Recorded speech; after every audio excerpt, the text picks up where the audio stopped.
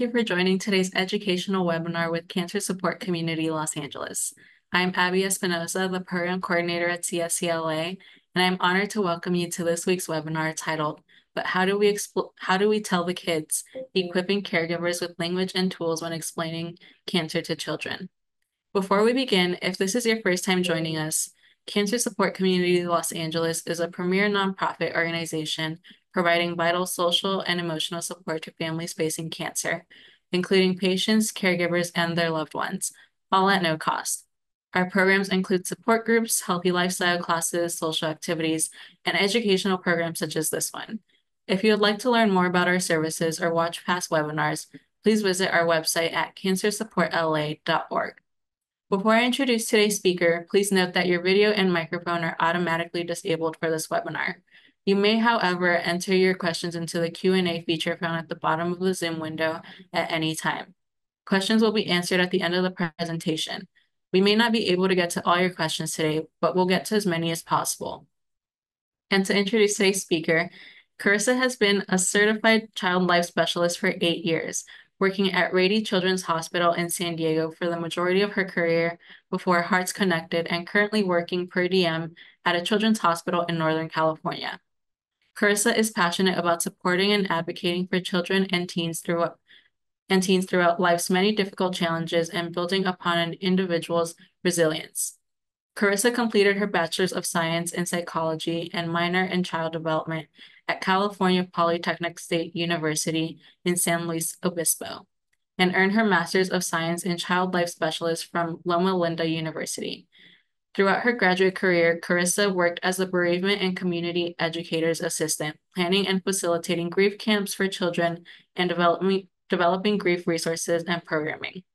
Carissa has extensive experience supporting patients with pulmonary diseases, traumatic/acquired brain injuries, spinal cord injuries, and brain tumors.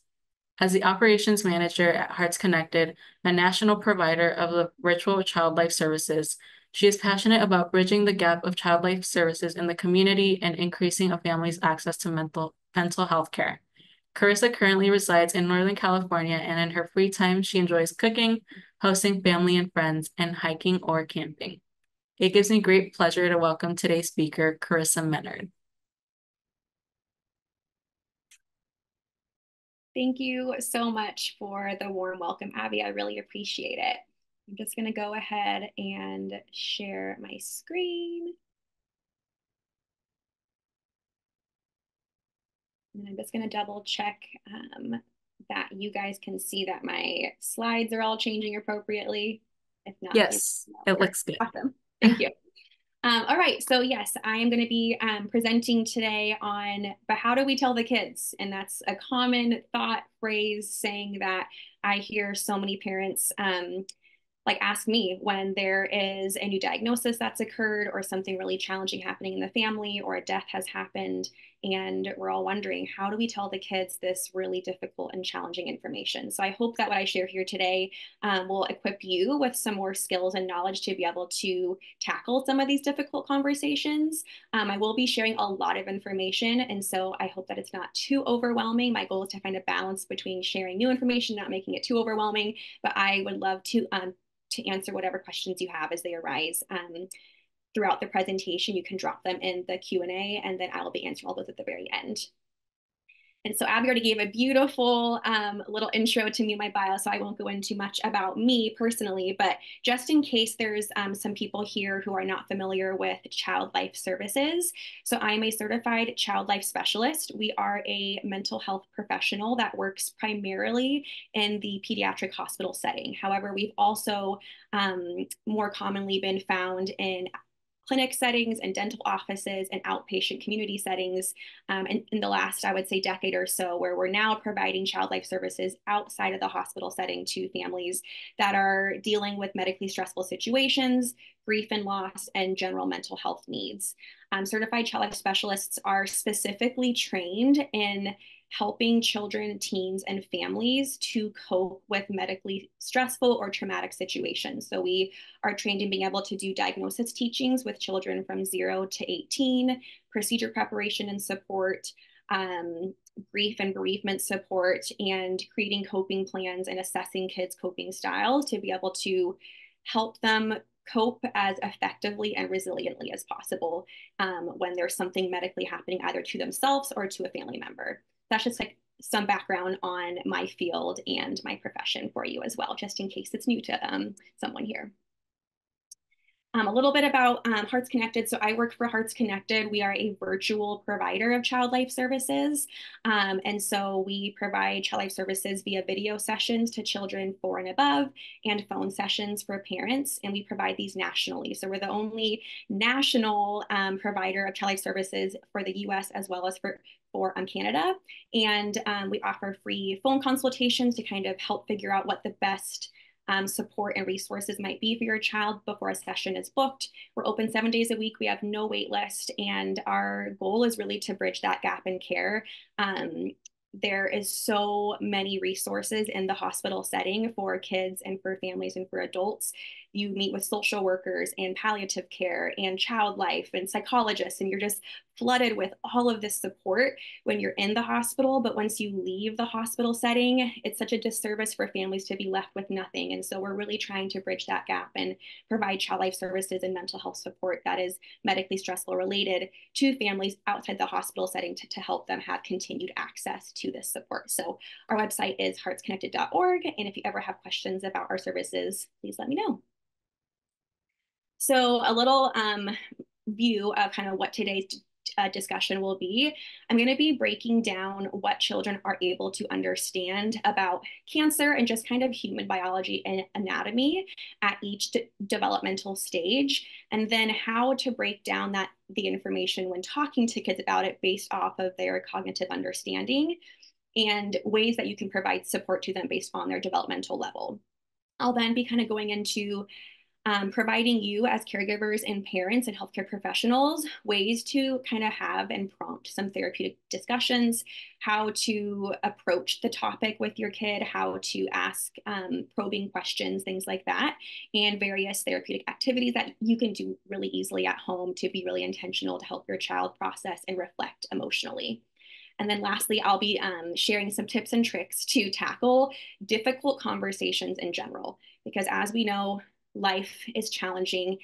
Cancer is not the only challenging thing happening for a family. There's other things most likely going on. Marital dynamics, maybe a grandparent is sick, maybe you're moving. There's other things that are always happening in life as well. And so often parents have questions beyond just the medically stressful, challenging conversations of how do I talk to my kid about the school shooting that happened last week, or how do I talk to my child about why their friend's parents are getting a divorce? Like, how do I have these conversations? And so I'll kind of be more generalizing how to approach just difficult conversations and big conversations in general with children. And then we'll finish up with some Q&A. So I'm just going to launch a couple of quick polls. It helps me to kind of better know the population that is here today so that I can kind of tailor my presentation to who was present here today, and perhaps if there's a certain developmental stage of kids that you work with or your children are of age of, it helps me to kind of better prepare my presentation. So if you could just take a couple of seconds to answer these quick polls, that would be greatly appreciated.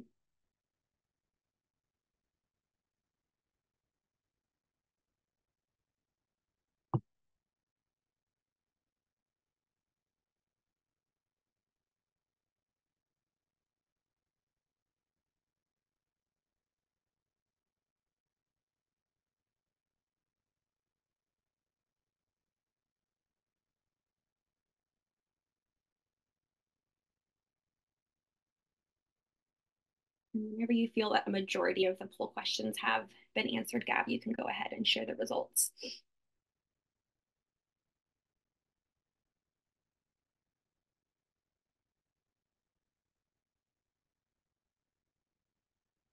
Thank you, Abby. So it looks like we have a lot of school age and teens. Great. That's always helpful for me to know because I do touch on all stages, but I'll focus more on those.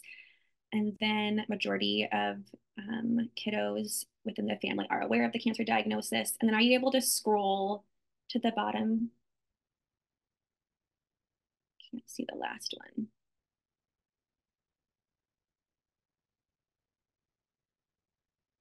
Are you not able to see the? There we go. I'm able to scroll.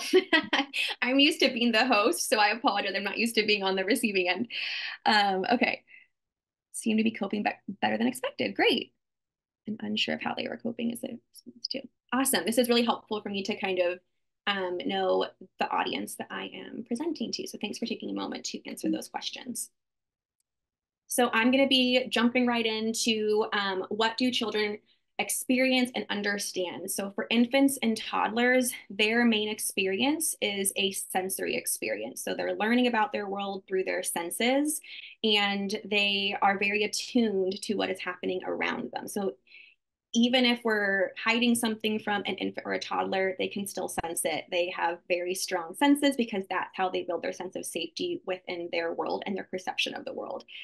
So a big thing that they notice is a change of routine. Obviously, when we have a new cancer diagnosis happen within the family, there's doctor's appointments, and maybe a primary caregiver is being hospitalized for a long period of time, or there's someone else who's come into the home to help out with things. And so there's just a change of routine, a change of dynamics. And for an infant or a toddler who's not able to understand why those changes are taking place, they typically have a behavioral response or they regress. So we'll see a lot of infants and toddlers go back and resort to some old behaviors that maybe they've mastered and have overcome, and now they're resorting back to for comfort and seeking a sense of safety. So things like a pacifier, or maybe they're biting again, or they're wetting the bed, or things like this. That's very typical when we see a change in routine happen for a child because they just do not understand. Infants and toddlers also physically and sensory wise notice and experience the absence of someone. So if it's a primary caregiver who has a cancer diagnosis, that child feels that their person is no longer as present, whether it's physical or just mentally and emotionally as they were before. They can sense that and feel that change. And again, because they can feel it and they're experiencing it, but they're not cognitively able to understand why that is happening and why this loss of someone that is their sense of their support system and sense of safety is happening, it can be really scary and really difficult for them to be able to cope with. And so we'll see behavioral changes and regression occur. So I only say this and teach this because I really want to normalize that. Obviously, if regression is occurring for a long period of time, for more than 6 months, and they're not really making progress to remaster some of those skills or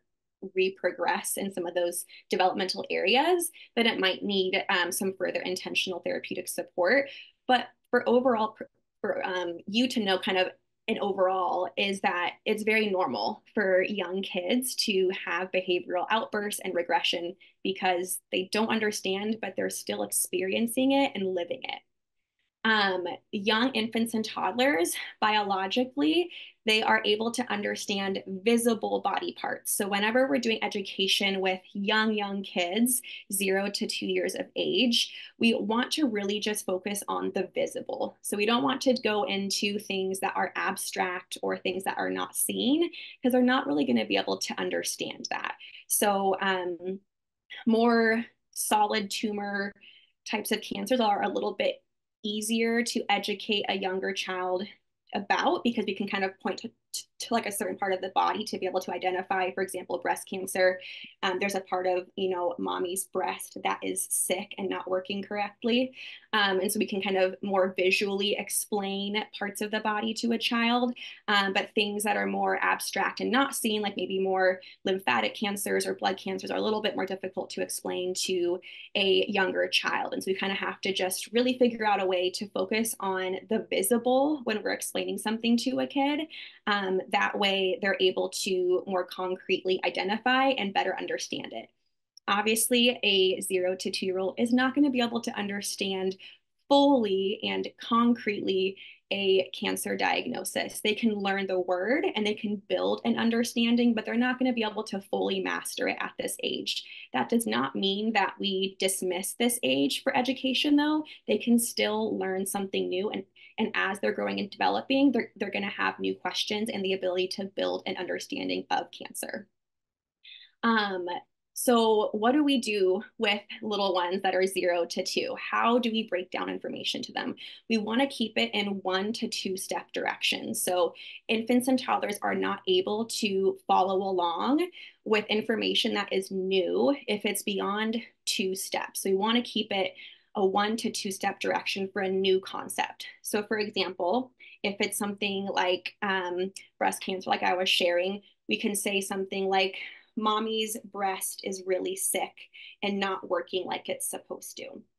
There's something inside the doctor needs to fix and help to get better. That's 2 steps.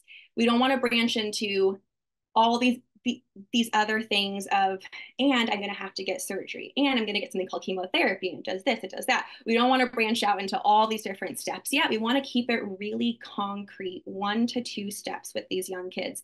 And once they've been able to master and better understand that new concept, then we can introduce a new concept again in a 1 to 2 step direction. So we're able to elaborate further with young kids as long as they're able to show us that they are able to understand that new concept and we're not overwhelming them with too much information.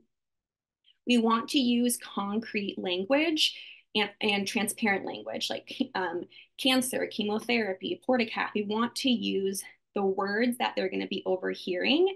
And this is really important for multiple reasons. And I'm going to go into more detail of this for the preschool aged kiddos, but concrete language is honest language. And when children are young, they are very rapidly building their vocabulary. And we never want a child to associate a word that they have a different understanding of with cancer. So, for example, it's a really common misconception and a very common phrase that someone will say to a child of a parent who, for example, has cancer, say something like, oh, yeah, daddy's just really, really sick. And when we generalize things like that and apply a vocabulary word that they have a different understanding of, where they think sick means throwing up or their nose is running or they don't feel good, they begin to associate sick as what their dad is going through, which is cancer. And those are in many ways two completely different things. And so we really want to be a part of appropriately building their vocabulary so that they're able to appropriately respond to what is actually happening in their home. Concrete language is also extremely important because we want kids to know that we're being transparent with them and we're being super honest with them, because they're going to overhear conversations of phone calls or doctor's office visits, and they're going to hear these words. And so if we can normalize these words by having it be a common conversation within the home, it helps to kind of take away some of the fear and anxiety and confusion around them. Some ways that you can teach your young child about cancer. A big one is using picture books. So using really basic children's books. There's a ton out there that you can easily find online. Printing out a simple image. So if you're trying to kind of figure out a way to visually show your child kind of where your cancer is or their sibling's cancer is, to kind of just print out a picture and just point to it and then point to your body or to their body and help them to learn and to identify what part of the body or where within the body is being affected by this cancer. And then another great way to do it is using toys and objects. So stuffed animals or superheroes or teddy bears, and teaching kids through play is a really incredible way at making it non-threatening and less scary. It's also a really great way to do it in a child's language. So the children, their primary language is play. They're speaking through play. And so you can assess and learn a lot about what your child is thinking by watching them kind of play out what they think is happening to their mother, for example, that has cancer, and what their feelings are about that through play and through an object. When we try to have a conversation with a 2-year-old, it's probably not going to go very well, or it's going to last maybe 10 seconds. And so play is a great way to engage them longer and be able to provide space for more education and more assessment to see how they're actually feeling and what information they might have misconceptions about. For preschool aged kiddos, so They also experience a change in routine without the ability to fully understand why these changes are happening. And so, again, normalizing the fact that it's typical for us to see preschool aged kids regress or have behavioral outbursts because they're experiencing something new and something that feels not safe, and they don't know how to communicate their concerns, and they don't know how to fully understand cognitively why this is happening. Preschool age kids especially also have an increased emotional capacity. So their ability to feel emotions is so much bigger. They're able to not only feel emotions deeper, but they also have new emotions that they're feeling at a preschool level. But they lack the verbal skills to be able to communicate them. So just imagine if you're someone who all of a sudden has this new superpower of being able to feel things so much deeper and feel new things, but not be able to communicate them. So preschool age kids show us through their body, through their expressions, through crying, through screaming, through jumping up and down. And so it's also typical for us to see, again, these kind of bigger behavioral outbursts or changes occur when they're experiencing new emotions, but don't have the ability to communicate them fully to us. Same thing as infants, that they're also able to experience the absence of someone, but still don't fully understand why that is happening. And then their sense of time has still not been established. So often we can assume that preschoolers should know what 5 minutes means versus 5 hours or 5 days. But in reality, preschoolers are starting to build their ability to understand sense of time, but they haven't been able to master it yet. So we can't expect them to understand what that means. They also do not understand what permanency means or what forever means. So, for example, if we are preparing a child for an impending death, say their parent is on hospice, and we're preparing them for, what to expect in that regard. We want to be clear and honest and transparent with kids that death is forever, but we can't expect them to fully understand what that means. So they're going to emotionally respond out of confusion and fear because they're building their understanding of what forever means. It's the same thing for helping to teach a child how long their parent might be gone for an infusion. So say their mom has to go to an infusion for, 5 or 6 hours, and they're not able to pick them up from school. Or say their sister is being hospitalized for 2 or 3 weeks, and telling a preschooler, mommy's going to be home soon, or your sister will be back in 3 weeks. They're not going to be able to understand that. So I'm going to give you some ideas and tools of ways to visually and tangibly show time to a preschooler to help them to better understand and better cope with what's happening. The last thing is preschoolers are very imaginative. So they have imaginative thinking or magical thinking, which is a beautiful and special thing, and part of what makes preschoolers so fun. And also, in that same breath, it also puts them at risk for having a lot of misconceptions and a lot of fears that might be inaccurate or not appropriate. So, we really, really stress the importance of being super honest and concrete and clear with preschoolers, because they can really easily come up with their own conclusions and perceptions of things based on their own magical and imaginative thinking. And imaginative thinking has a really big impact on their perceptions of cause and effect. So if this happened, it must have been because of this.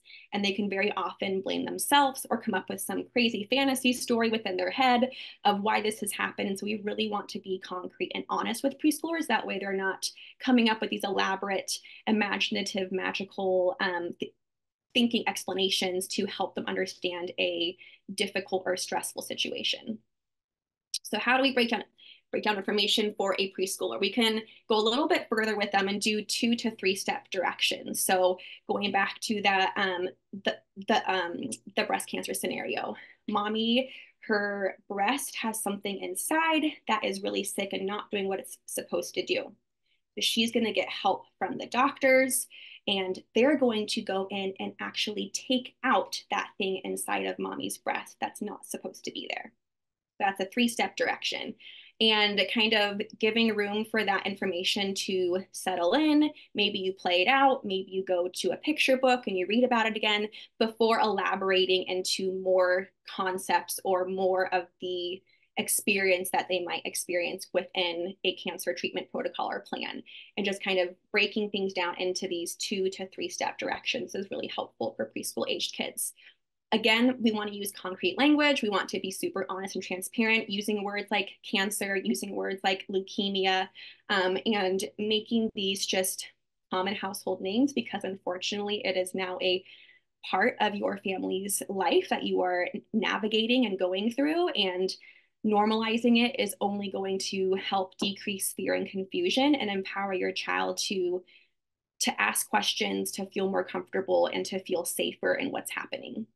Another really important reason for concrete language, especially for preschool age kids, is like I was sharing, they have magical thinking, imaginative thinking. And so if we are too gray or too generalized, preschoolers are going to come up with their own idea of what's happening, their own explanation within their head to make sense of what's happening. And we can't stop that from happening. That is a typical neurobiological response to a stressful situation, especially for children, is that they want to make sense of what's happening. And so they're going to, in their own developmentally appropriate way, if we don't provide them with the ability to do it in a different way.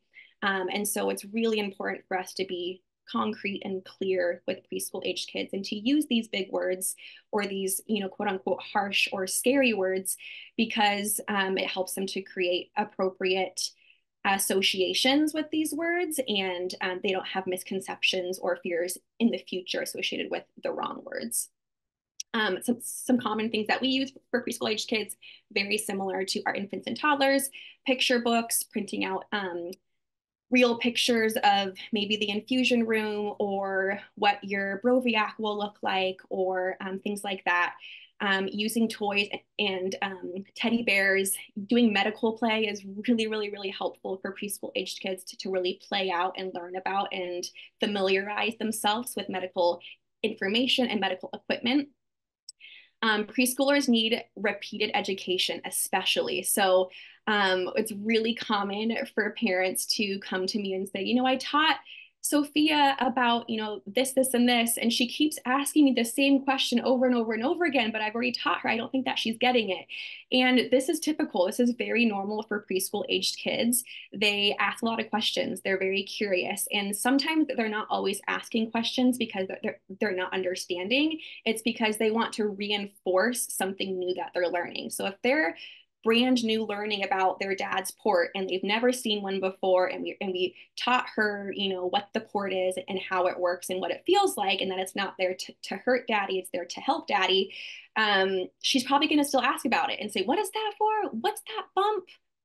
Does that hurt?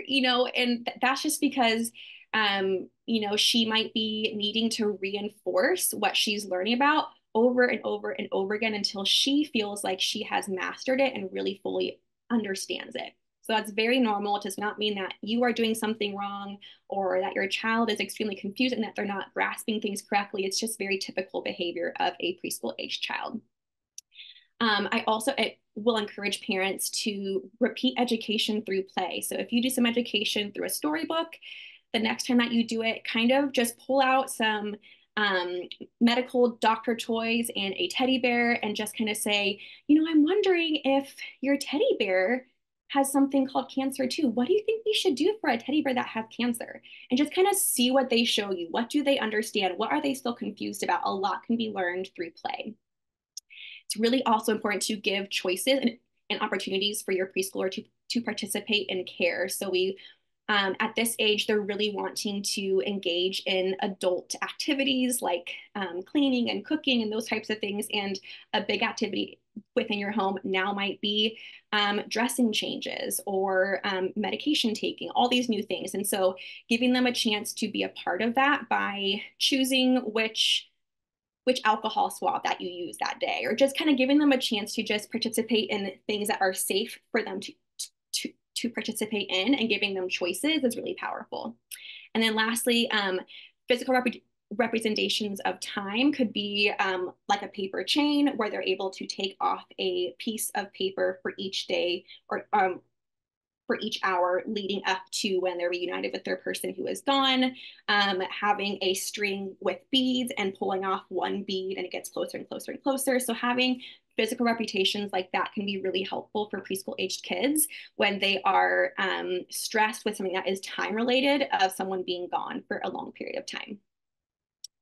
For our school aged kids, so they are able to understand a lot more about the body, and not only the visual parts, but they're also able to understand internal organs and bodily functions. So we're able to elaborate a lot more with school age kids.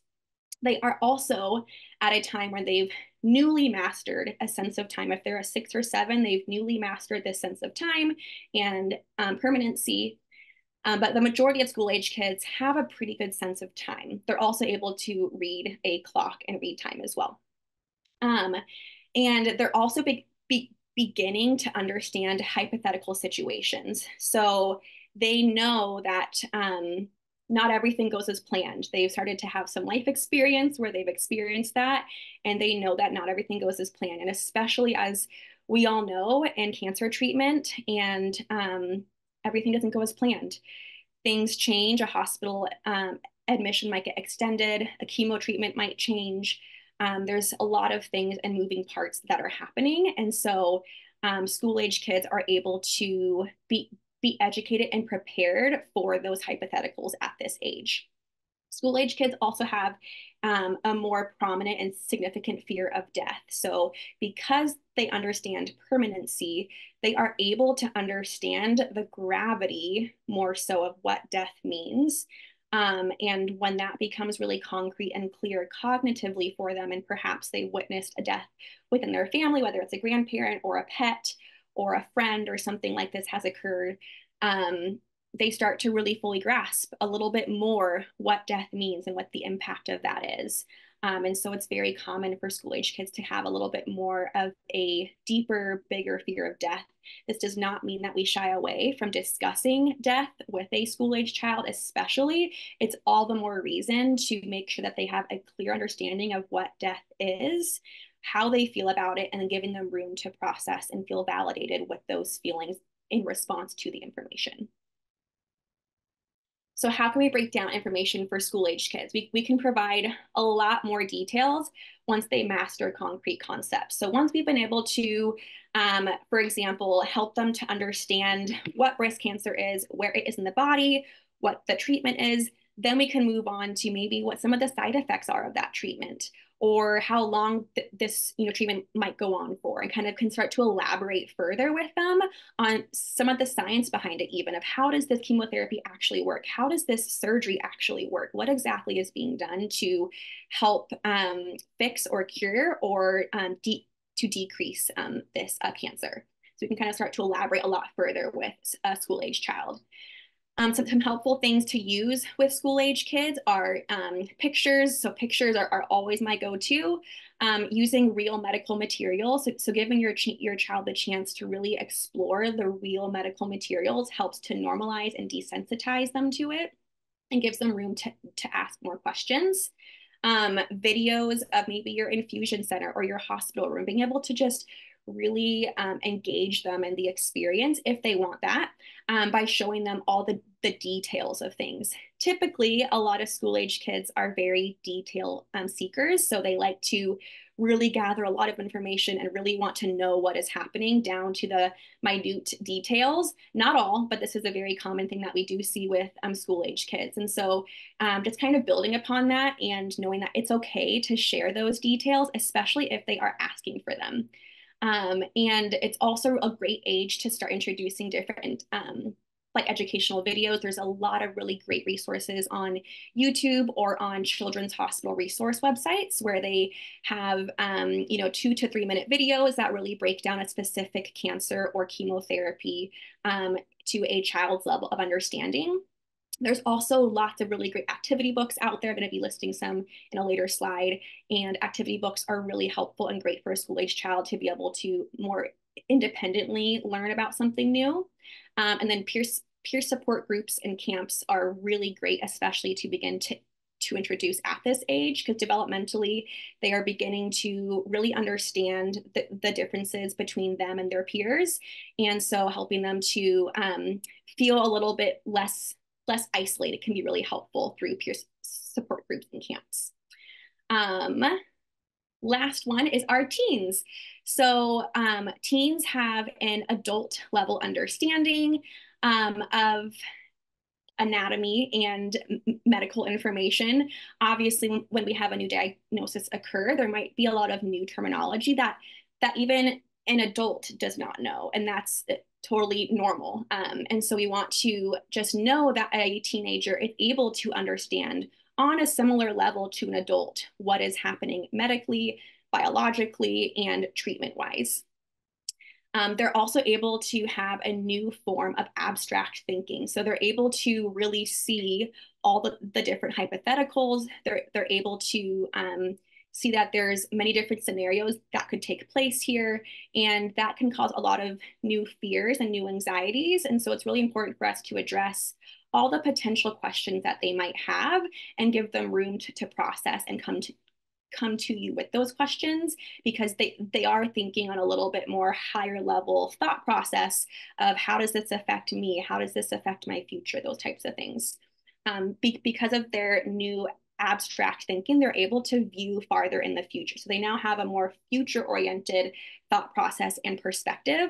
And they're also at a stage when they're building their identity development. And so they're super egocentric and focused on themselves and how this experience affects them.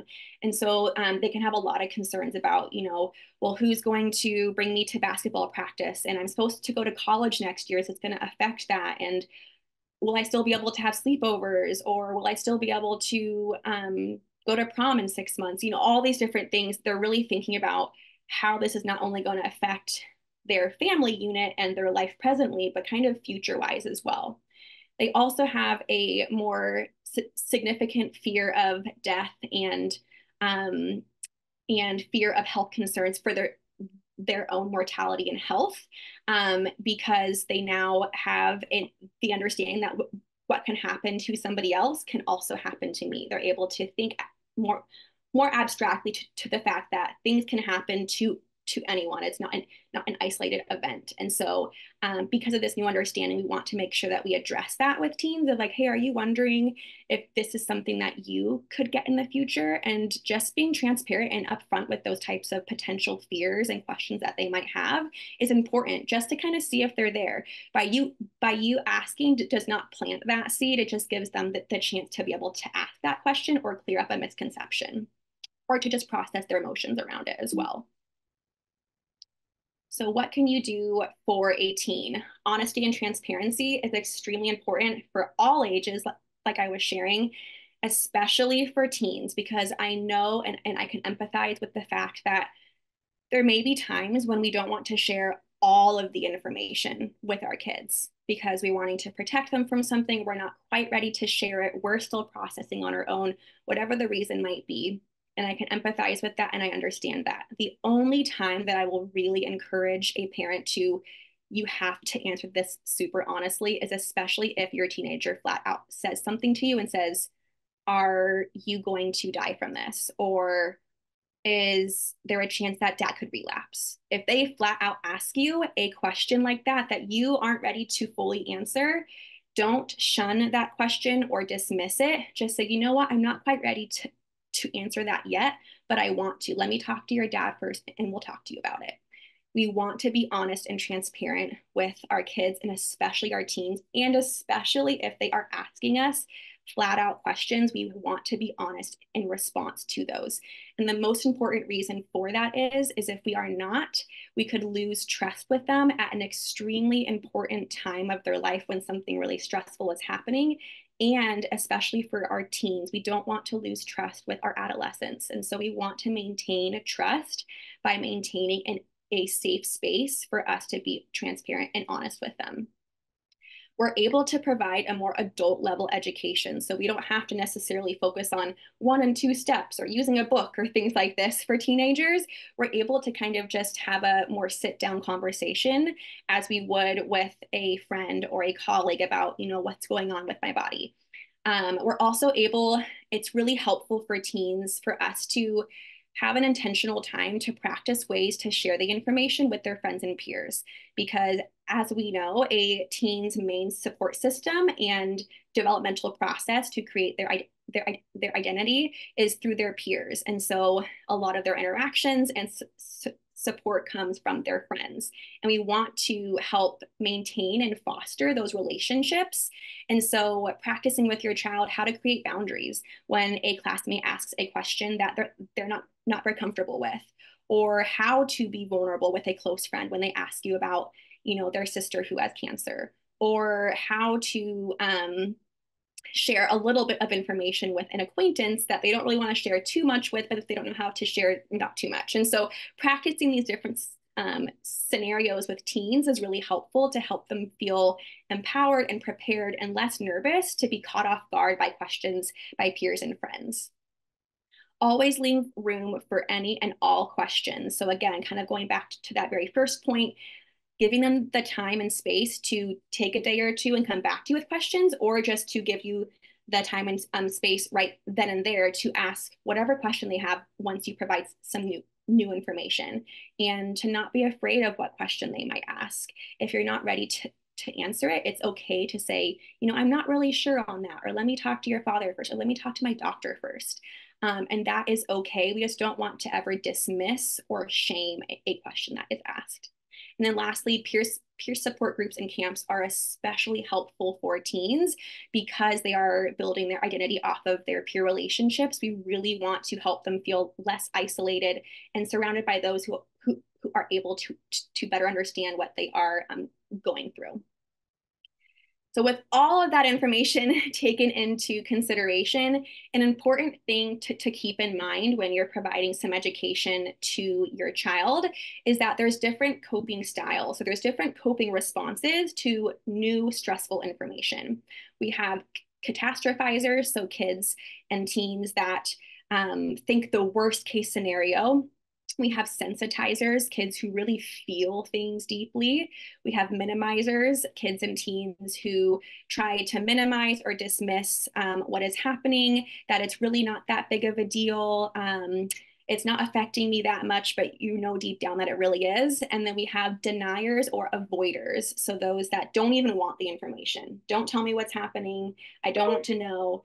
And there's no wrong way of coping, but what's important is for you to know kind of what your child's coping style is, that you can kind of tailor the information to what you think they need to cope appropriately. And as child life specialists, we're able to help families find out kind of what their child's coping style is if needed as well. So here are some discussion prompts for you on how you can approach these difficult conversations that are specifically cancer related, and how to ask some probing questions. So saying something like, hey, I have something I want to share with you that might make you feel upset. We're not assuming that what we're sharing will make them upset, but we're setting the stage and platform and tone for, hey, what I'm about to tell you might make you upset. And so what we're actually doing is creating a safe place for that child to emotionally respond in whatever way they want or need to. If we don't set the tone and create a space for a child to emotionally respond in a potentially upsetting way, they might feel scared or nervous or confused as to why they're having a certain emotion in response to what you're sharing with them. So preparing them beforehand that this might make you upset gives them that space to express and feel what they're feeling safely. You can also try saying something like, have you noticed that mommy or daddy has been sick and going to the doctor a lot? I want to tell you what the doctor found is wrong with my body and how he or she is going to help me and help my body. And kind of just starting the conversation with something like that, kind of assessing, seeing if they've been noticing some changes within the home, and kind of seeing what their emotional response is before you actually share the information. You could also maybe say, I have a new book that I want to read to you. It explains what Sissy's cancer is. Do you have any questions about mommy's cancer since we last talked? So we always want to go back and reassess and check on our kids, not just do a one-time education and hope that they cope well from there on out. We want to kind of check in with them periodically and see if they have any new questions. That's totally normal, and they're very welcomed. And then lastly, how does hearing this information make you feel? This question is really important because we want to give room for them to share with us how they feel, not assume that they feel something else. So we don't want to say, does this make you feel sad? Or does this make you feel angry? We don't want to identify an emotion for the child. We want to give them room to share with us what their feelings and what their response is to what we're sharing with them. These are kind of some helpful discussion prompts for you. Some activities that are really therapeutic and great for kids are medical play. So using real medical materials and doctor toys to help normalize and to familiarize them with the experience, getting to play out what their mommy or daddy's cancer treatment, looks like, and just being able to do that through play is so therapeutic and helpful for kids. One of my favorite tools to assess a child's kind of coping and their emotions is heart art. And it's literally just a printout of a heart that is just a blank heart, getting colors of markers and pens and paints and telling your child, let's draw what our heart's feeling today. Let's color it, let's draw it, let's write it, and let them fill in their heart with colors or words or different images. And it gives you the chance to see what their heart is feeling. And when we do an activity like this, again, we don't want to assume what their heart is feeling. So say your child puts some sad faces and lots of red. We don't want to say like, your heart looks really angry, there's a lot of red, or wow, that's a lot of sad faces. We want to instead just notice and make some observations like, wow, I noticed a lot of red. I wonder what the red means. And let your child share with you what their feelings are and what their colors and graphics are and what that means to them about what their heart is feeling. The DOT method by Kelsey Mora. She's a certified child life specialist as well as a licensed therapist. And she created an incredible resource called the DOT method. It is a book specific to kids to learn about cancer, and it can be adapted to whatever type of cancer, to all different ages, and to all different outcomes and prognoses of cancer. So it's a really awesome book that can be utilized in many different ways, and it actually helps to break down the information on what part of the body is affected and how that treatment is working to help the cancer. So it's a incredible resource that's made by someone who is very well educated within this field of working with kids in a medical setting. Having your child have the chance to create a cancer figure out of Play-Doh is really empowering for them to be able to kind of get out what their thoughts are about the cancer onto a clay object. A worry jar is really helpful, where you can have a worry jar set up for your child to be able to write down their worries or their questions in a time that works for them, and they could do on their own timing in a private space. And you can check on it, once a week, and have a certain day when you kind of go through the worry jar. A traveling journal is great for our teens when we're wanting to check in on them, but they're maybe wanting some space, but they want to still share with you how they're feeling, and having a little journal where they can privately write to you about their questions, their worries, their concerns, and leave it for you on your nightstand. And it gets passed back and forth kind of throughout the week or months, where you can kind of communicate through writing, through a little journal, and it makes it less intimidating and personal that way as well. So tips and tricks for big questions and for big conversations. Dr. Lauren Starnes wrote an incredible book called Big Conversations with Little Children. And for all types of conversations, whether they're cancer related or not, we first and foremost want to acknowledge the question. So for example, I'm sure this is a common scenario. You are in the grocery store checkout line, and your child says, "Why is daddy's hair gone again?" And you're like, "Why are you asking me this right now? I'm trying to get my food and to check out." And we don't want to dismiss or shame that question and say, "Stop, don't ask me that right now." We don't want to do that. We want to acknowledge and say, "I hear you asking about daddy's hair. Mommy needs to pay for the groceries first, and then we'll answer your question." Next, we want to affirm. So we want to say, "Thank you so much for asking me this question," or "I can tell that this is really important to you, so it's also important to me." We want to affirm a child that what they are asking you has meaning and purpose, and it's also important to you, and that you're thankful that they came to you to ask it. That builds trust. Third, we want to ask a question in response before we answer. So maybe they say, "Why did daddy's hair fall out again?" And we want to say, I'm wondering why you're asking about daddy's hair, because maybe your child just saw someone else who was bald in the grocery store, and they're not really wanting a full explanation about chemotherapy, but they're wondering why they saw someone else that is also bald. And so being able to ask a question before responding to a big question like that is a helpful way for you to know what they're actually asking. And then lastly, being there, being present, making sure that when you do have the time to answer it, that you are fully present, that you're able to leave room for questions and feelings and responses. And then tips and tricks for challenging conversations, how to start one. Again, set the tone, be honest, assess feelings right afterwards, and then validate whatever feelings arise. Do not dismiss them, shame them, or try to correct them. Just validate and let them process them. I rushed through those last two slides because I was going over a little bit and I wanted to have room for Q&A and questions. So any questions from anybody today? And thank you so much for being with me today. Thank you so much, Carissa. I know we all learned a lot. We do have, I believe we don't have any questions in the Q&A right now, but we do have some questions from registration. Mhm. So I can go ahead and start with those. Okay. Um, so someone asked, how do you manage when a child does not want to talk about cancer? For example, they avoid the topic or they just shut down. Yeah, great question. So again, they might be a more avoidant denier type of coping style, which is not the wrong coping style. It's just their way of coping with it. So my first thing is to always ask questions of, I'm wondering why you don't want to talk about this, this, or this.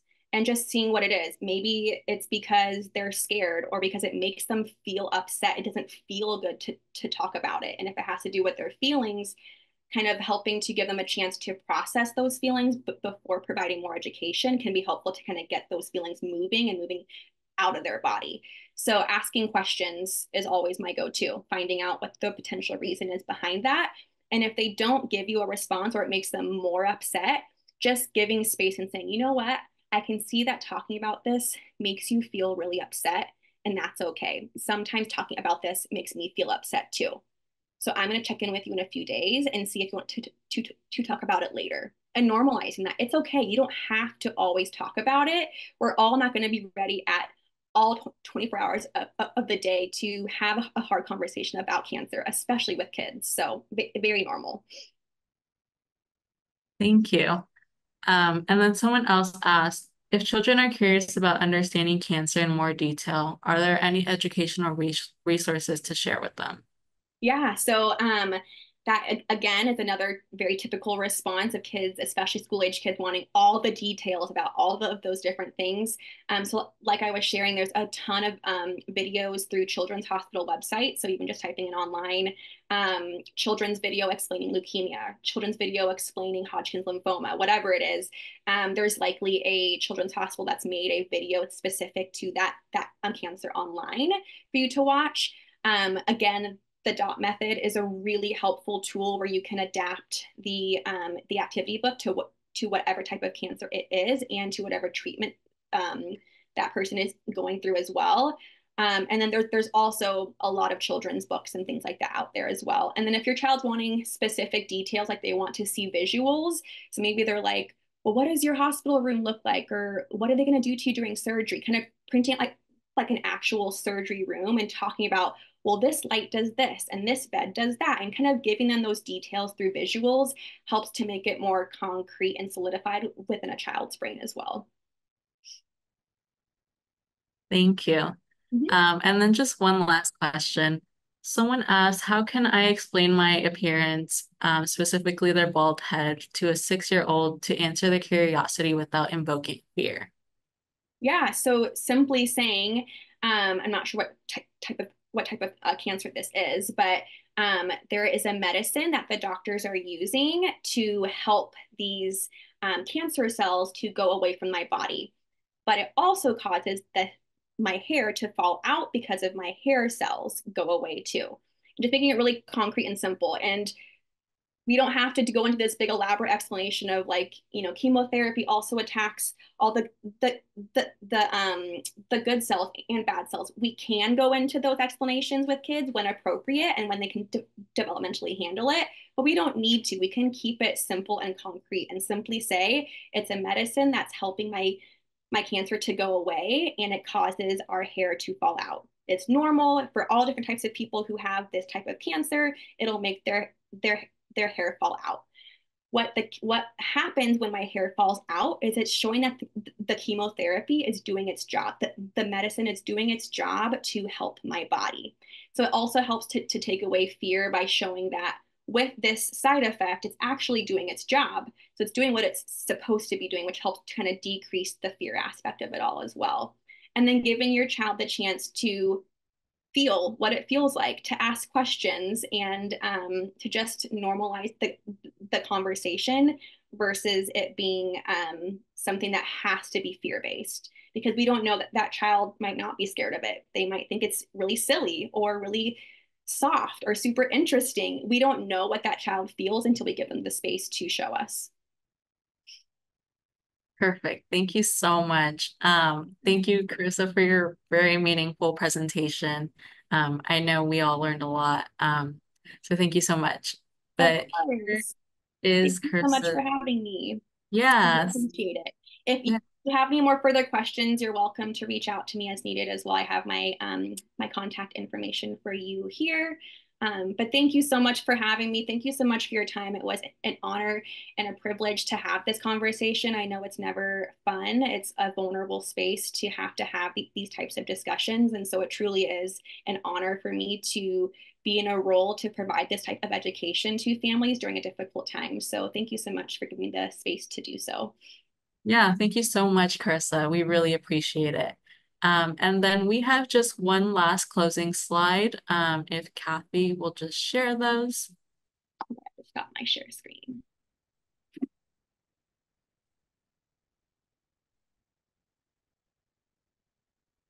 Thank you.